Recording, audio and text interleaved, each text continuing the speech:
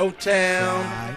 True. You on the wood too with your man Kdub, going each and every place. Me going doing some. I can't freestyle. And Steppin, Marcus J. We are back Keep live. your day job. You got your man. Keep my day job. You got your man Big Rude. Got your man Carlton Banks. You got your man Kdub. We going live talking about the NBA and everything that's going on. Kdub, what's going on, bro? What's going on, fellas? How y'all doing, man? We doing good, man. Thanks for joining us. We're gonna get right into it. We're gonna talk a little bit about a little bit about a lot of stuff in the NBA. Big Rube's gonna start us off, and he's gonna ask you about what question you got to ask Doug. Yo, Dub, who are the hottest teams in the National Basketball Association right now? And he's saying that kind of arrogantly, like he expecting you to say one team in particular. The hottest team in basketball, but I'm gonna tell you right now, the Oklahoma City Thunder, right now, they sitting at 12-2. They're the hottest team in the league. I mean, you look at just basically they brought back the whole cast from last year. Granted, they had an injury with the backup point guard, but it doesn't seem like that doesn't mean anything to them. They just get somebody else to basically fill that role. And right now, Kevin Durant, probably I would say maybe the top 3 player in the league right now, arguably. Top 3 player in the league, and he's carrying his team. And they look like it's all about business right now. So top team in the league right now, Oklahoma City.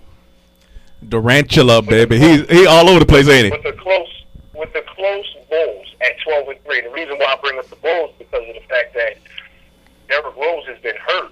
But like I said, with the Thunder, with Derrick Rose being hurt or what have you, it doesn't really make a difference. I mean, Derrick Rose had a bad toe, and if you saw the game against Atlanta, it doesn't really look like it's hurting him that much. But with him being out, right now, it doesn't seem to affect him. Okay. Well, let me ask you this. A lot of things happen, especially during the All-Star break. And to me, one of the better things that go on during that time of the rookie-sophomore matchup, I love that game opposed to the All-Star game. What rookie do you think should be on that rookie All-Star team or making any noise right now? Well, I can give you a number of rookies right now that are showing that they are contributors to their team. You have Ricky Rubio out in Minnesota. Some people, he got drafted 2 years ago. A lot of people were talking about how they didn't think he was ready for the league. But if you kept an eye on him, you see that he's out there having fun. Himself and Derek Williams from out of Arizona, first-year player as well. They look like they've been playing for a while. You don't realize that at this particular point. They're only 13 games into the season, but these guys look like they've been playing for a while. Another rookie to look out for is Amon Shepard from New York. He's out of Georgia Tech. He's actually cracked the starting lineup, and last night he started at the shooting guard position. He's just like any other rookie, just learning the game. But I mean, he's cracked the starting lineup, and that says something for the league. Other rookies that you want to look out for: Kemba Walker, Norris Cole for Miami. He's come in and filled in that point guard position for them. Marshawn Brooks, he's a good rookie from the Big East, playing for the Knicks. People don't realize that this guy scored 50 points in the college basketball game last year. You have Tristan Thompson out of Texas that's playing for Cleveland right now. He's a big contributor.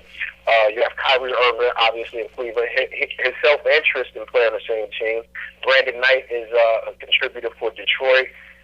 You have Kenneth Faried, which is a local talent out of Norton, New Jersey, playing for Denver. You have Kawhi Leonard. He's playing out in San Antonio. He's actually cracked the starting lineup for San Antonio now that Ginobili has gone down. And my favorite is someone that plays for Golden State, Klay Thompson. And for those that know, Klay Thompson is the son of Michael Thompson, who's a former Laker. Right. And when I tell you that this guy can shoot, he has that touch. He has that golden touch. And him coming off the bench out in Golden State, Golden State is one of my teams to look out for because right now they're starting to get a feel for each other under Mark Jackson. And if you've watched them the last few games, they really started to kind of turn it around and get and buy into Mark Jackson's system. Also, Nate Robinson being acquired by them, and he's now a key contributor coming off the bench for them. So, I know they're from the rookies to the teams, but that's just one I really like watching the Warriors, even though they have 4-8 right now.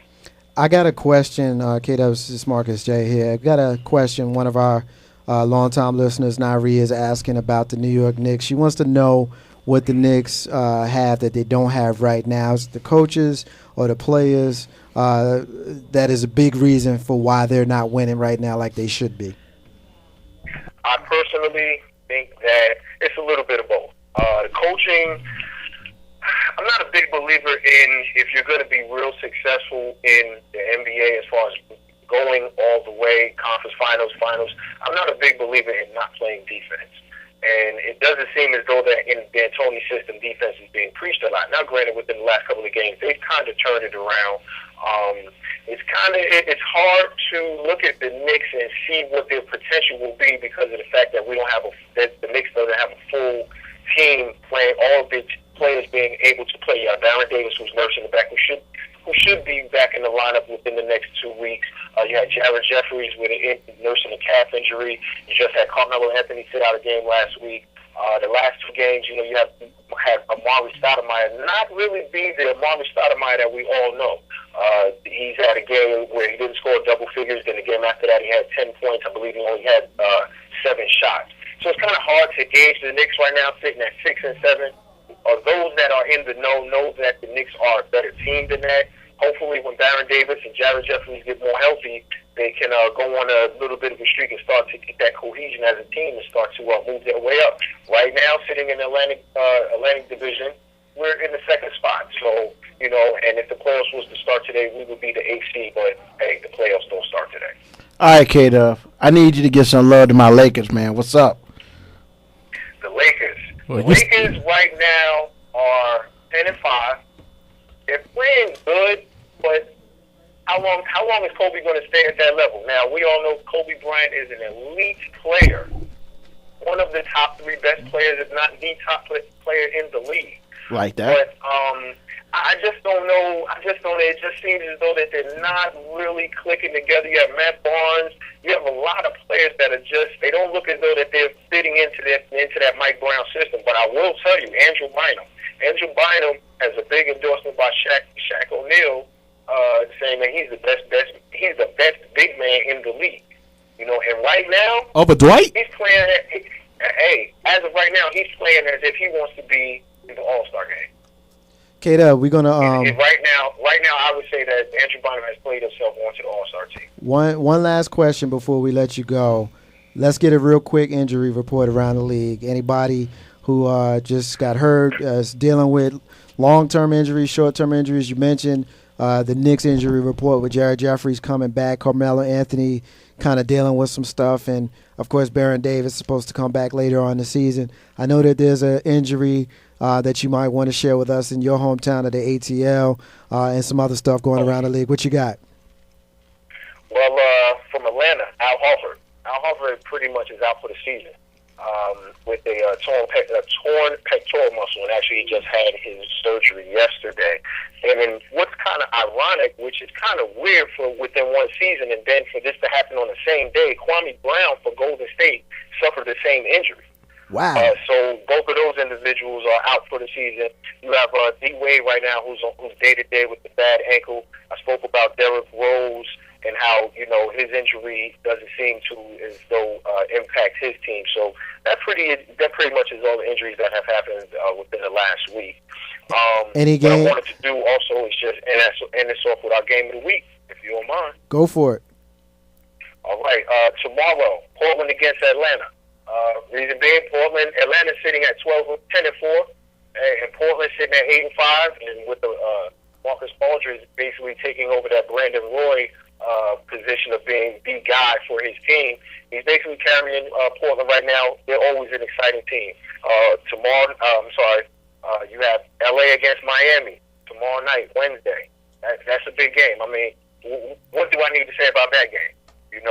The day after that is a game that'll be kind of interesting. It'll be the Lakers against Orlando. And if you've been listening lately, you know that the whole trade situation earlier in the season or in the preseason with whether or not Dwight Howard's going to get traded for Andrew Bynum and vice versa, or what have you. So it'll be real interesting to see those two go against each other, especially with Bynum playing outstanding right now.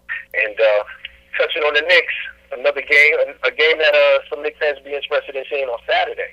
They travel to Denver, and this will be Carmelo Anthony's first visit back to Denver since the trade.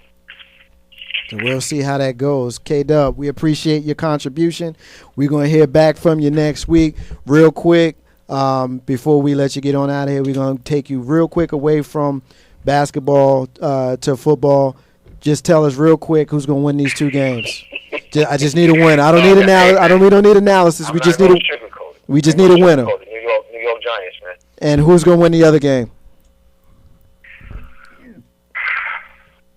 I'm going to go with New England. All right, so we're looking. I don't think Baltimore can put up the points. All right, so we see. If it comes down to it, I don't think Baltimore can put up the points to match with New England. All right, everybody. Kdub sees a New York Football Giants versus New England in the Super Bowl in a rematch from a couple of seasons ago. Kdub, thanks for your call. Thanks for your information. We're gonna get in with you again next week, bruh.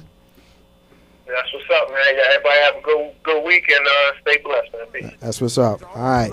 That was Kdub with the NBA analysis, and we're going to take a quick break. When we come back, Carlton wants to know, what do you think about it? What do you think about it? Carlton Banks is going to lead the next segment. Marcus J. and Half Step, and we'll be back in about 2. When it's cold outside, who are you holding?